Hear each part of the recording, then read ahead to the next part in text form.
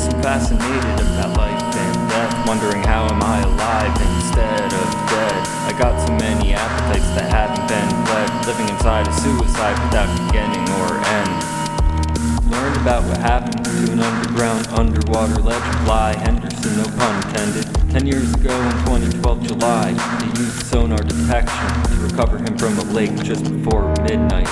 And I think the way he died reflects a hidden message, like major arcana, tarot reverse, moon symbolism. And I find it kinda sus, I find it kinda slaps that the songs in which he died were foreshadowing the facts. Say it's the curse of young rappers to have a good outro.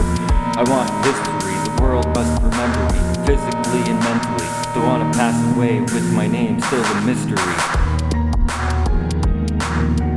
I like what you did on Mad World. You had potential to be like Lil Peep X and Juice WRLD, a cultural lucid dream to that of horror films.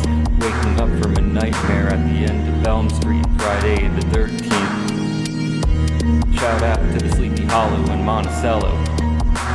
Thinking back on this kid Reggie at 17 took his stepfather's key, somewhat ironically, driving to Liberty late February night, buying cheap weed from a guy that was 31. Reggie was led to a haunted basement with a cellar door shut in his neck and his hands. In early next morning, the kid shoveling had uncovered his body completely frozen. At age 31, mysteriously drowned 63 feet deep in White Lake, New York. And it's things like that that make me question.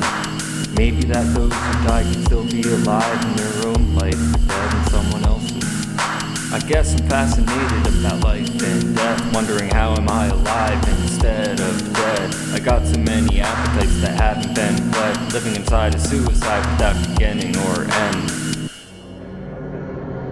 Inside, inside,